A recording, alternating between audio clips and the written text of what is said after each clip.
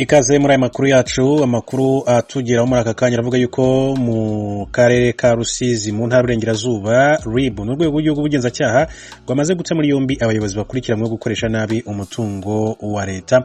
Urwego rw'igihugu rw'ubugenzacyaha RIB rwafunze abayobozi barimo umunyamabanga nshingwabikorwa w'agateganyo w'umurenge wa Nkaka na mu karere ka Rusizi ndetse n'umubaruramari wawo bakurikiranwe ibyaha birimo gukoresha nabi umutungo wa leta. Mu butumwa RIB cyangwa se urwego rw'igihugu rw'ubugenzacyaha rwashyize ku rukuta rwa Twitter yavuze ko abatawe muri yombi barimo gitifu witwa Nsabimana Kazungu Alex n'umubaruramari witwa Rukunde Emmanuel. RIB yagize iti aba bombi bakurikiranwe ibyaha bitandukanye harimo gukoresha nabi umutungo ufitiye rubanda akamaro ndetse no gukoresha ububasha bahabwa n'amategeko mu nyungu zabo bwite.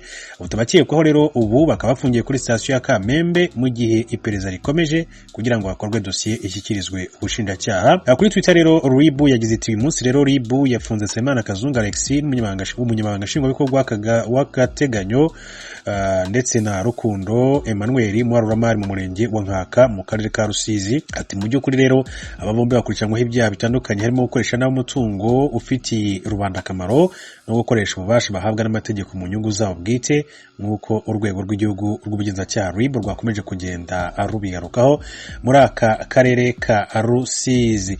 Hanyuma mu karere ka Gasabo reka turebe inkuru dusanga ku kinyamakuru ry'Akadomo bagira bati agahinda k'abarokotse jenoside nyuma y'amafaranga imitungo yabo yanyerejwe na bagitifu. Uti abarokotse jenoside yakorewe abatutsi mu mwaka w'1994 mu kagari ka Butare umurenge wa Nduba akarere ka Gasabo bavuze ko babangamiwe cyane n'uburyo hari bamwe mu banyamabanga nshingwabikorwa b'utugari bariye amafaranga y'imitungo y'ibyabo byangijwe none ubu bakaba bakidegembya. Bavuga ko ibi byabayeho ubwo akarere ka Gasabo kayoborwaga n'uwitwa Rwamurangwa Stephen ndetse ko yari yaramaze kugezwaho iki kibazo. Bamwe muri abaturage babwiye ikinyamakuru ry'Akadomo ko aba bagabo babiri bo bahoze bayobora akagari ka Butare gaherereye mu murenge wa Nduba aribo bariye amafaranga yabo agera kuri $1,800,000. Bavuga ko ayo mafaranga bari barayishyuwe n'ababanjirije imitungo muri jenoside mu rwego rwo kwiyunga, ariko aba bayobozi ngo bakaba barayariye cyane ko ngo aribo rero ngo bayishyurwaga nk'abahesha ngo batarawumwuga kugira ngo rero bayashyikirize abo yaragenewe. Bemeza ko kuba rero ayo mafaranga batarayabonye ari bimwe mu bishobora kudindiza inzira y'ubumwe n'ubwiyunge bitewe n'uko basa nkaho batabonye ubutabera. Umwe mu barokotse yagize ati bo bahitaga bayikoreshereza, ati noneho nyuma baza kubahindura mu by'ukuri bagenda bayajyanye. Uhagarariye ibuka mu murenge wa Nduba Ndagijimana Tonese we ahamya ko kuba hari abarokotse batari babona aya mafaranga bari bishyuwe ndetse n'ababahemukiye ngo yajyanywe n'abahoze ari abayobozi babo bishobora kudindiza inzira y'ubumwe n'ubwiyunge. Yagize ati nk'uko mubizi bagitifu n'abahesha b'inkiko matara b'umwuga, ati rero bajyaga rero bishyuza amafaranga y'abarokotse mu kwishyura imitungo, bityo baza kubahindura bajya gukorera ahandi bagenda bajyanye n'amafaranga, ati ntibigera bayagarura. Ati rero ku bumwe n'ubwiyunge urumva wakwiyunga n'umuntu utarabona ubutabera. Yakomeje agira ati ubutabera ntabwo bwigeze buboneka, ati kuko iyo imanza zabaye zikarangira ubutabera bugaragara ko bwabonetse iyo umuntu amaze guhabwa ibyo yatsindiye cyangwa se ibyo urukiko rwamuhesheje. Umuyobozi wayibuka mu karere ka Gasabo witwa Kabagambire Theogene nawe akaba yemeza ko ubuyobozi bw'akarere ka Gasabo buzi iki kibazo, akanashimangira ko bifuza ko abarokotse bakwishyurizwa amafaranga yabo. Yagize ati n'abanyamabanga nshingwabikorwa bagiye rero basimburana, ati bayariye, twifuza ko abo baturage bakwishyurizwa abo bariye ibyabo hanyuma ababyangije, ati mu by'ukuri barishyuye, ati baraniyunga, ati ariko abari mu nzego bari bahagarariye ubuyobozi basa nkaho rero bayigeneyemo mu by'ukuri, ati hari nk'igihembo cyangwa se aribo bishyuwe imitungo yabo bangirijwe. Igihe yahamagaye umuyobozi nshingwabikorwa w'akagari ka Gasabo umwari Pauline imubaza ibijyanye n'aya mafaranga naho bigeze bakurikirana abayobozi bayariye, avuga ko iki kibazo atakizi. Akaba rero ari umunyamabanga nshingwabikorwa w'akarere ka Gasabo, nibyo yakomeje kugenda agarukaho. Muri Norvège minisitiri w'intebe akaba yaciwe amande azira kurenga ku mabwiriza kwirinda icyorezo cya COVID-19. Minisitiri w'intebe wa Norvège Erina Solberg yaciwe amande angana n'ibihumbi 2,350 by'amadolari y'Amerika, no kuvuga arenga miliyoni 2.5 z'amafaranga y'u Rwanda, akubera kurenga ku mabwiriza yo kwirinda icyorezo cya COVID-19 icyo gihugu cyashyizeho. Solberg yateguye ibirori byo kwizihiza isabukuru y'amavuko ku myaka 26 ku itariki ya 26 Gashyantare uyu mwaka maze yatumiramo abantu bagera kuri 13 bahurira ku meza amwe kandi icyo gihugu kitemerera abarenze 10 kwihuriza hamwe. Polisi yamuguye gitumo imuca ayo mande, ariko abandi barimo na nyiri restaurant byaberagamo irabareka kuko ari we ugomba kubera urugero rwiza rubanda ayobora kugira ngo rero gubahirize amabwiriza.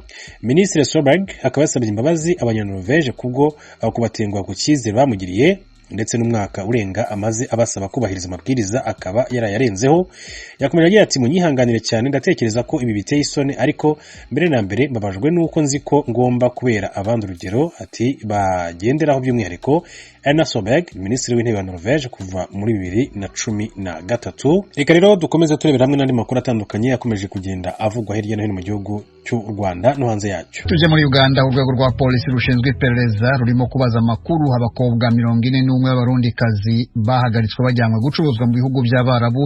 Umunyamakuru w'ijwi ry'Amerika muri Uganda Ignatius Bahizi nibyo atubwira. Abo barundikazi 41 bari hagati y'imyaka 18 na 30 ubu bari mu maboko ya polisi yabashakiye inzu bacumbikiwemo mu mujyi wa Kampala, mu gihe iperereza rikomeje ku kuntu bagejejwe mu gihugu nabo babarabigize mu ruhari. Kuri ubu polisi ivuga ko yafashe umugabo umwe w'umurundi ukekwaho ko ari we wari urimo kuja kubagurisha kugira ngo bajanwe mu bihugu by'Abarabu gukora akazi ko mu rugo. Bwana Charles Twine, umuvugizi w'ishami rya polisi rishinzwe iperereza muri Uganda, yatangarije ijwi ry'Amerika ko ibi bimaze kuba akamenyero. We have one suspect called Joseph Ngaruka. He's a Burundian, but ati twafashe umuntu umukekwaho icyaha cyo kugurisha aba bakobwa. Ni umugabo w'umurundi witwa Joseph Ngaruka, ariko tuzi neza ko hari umugwi urimo n'abanya-Uganda akorana nabo, turimo kubashakisha kugira ngo tuzabajanire hamwe mu rukiko tubashinje ubufatanyacyaha bwo gucuruza abantu. Bakoresha Uganda nk'inzira kugira mu burasirazuba bwo hagati. Mbereho twagiye duhagarika abakobwa b'abanya-Uganda bari hamwe n'abarundikazi. Uri twafashe rero akaba yemera ko atari ubwa mbere abikoze, ko yari asanzwe yambutsa abakobwa abakishije ku kibuga cy'indege cya Entebbe. Entebbe airport to the Middle East. So it's not the first time, so to say. Ukurikije umuvugizi w'urwego rw'iperereza rw'igipolisi, ibihugu by'akarere bigomba kugira icyo byakora gukemura iki kibazo kuko aba barundikazi bagera muri Uganda banyuze mu bindi bihugu. Bwana Atwine yatubwiye ikigiye gukurikira. Sure, the next stage we virtually like a matter of procedure intend to have all the girls examined. Ati ikigiye gukurikira nkuko bisanzwe tugiye gukora ibipimo by'amagara aba bakobwa bose ndetse no kumenya uko bahagaraye mu bitekerezo, dore ko bagaragara nk'abahungabanye cyane mu mutwe. Twatangiye kubahumuriza kandi kuko n'inzira karengane kuko bamwe nta nubwo bari bazi ko bagiye kugurishwa, bari bazi ko bajanye gukora akazi mu buryo busanzwe. Nyuma dushaka ko bazatubera batanga buhamya mu butabera, tumaze kugezamo abo dukeka ko bari muri ibi bikorwa byo gushaka kubacuruza. Rero ibi tukaba dushaka kubikora tutarabasubiza iwabo, kuko twabonye ko turamutse tubasubije iwabo bataratanga ubwo buhamya bizatugora kubagarura ngo babutange, kandi ambasade y'u Burundi yemeye kudufasha kuzabatahura. They become very hard for us to call them back to testify. Nagerageje kumenya icyo ambasade y'u Burundi muri Uganda ivuga kuri iki kibazo, ariko ntibyashoboka kuko telefoni twagerageje z'abakozi bo kuri ambasade hamwe na ambasaderi ubwe Madame Epifane Kabushe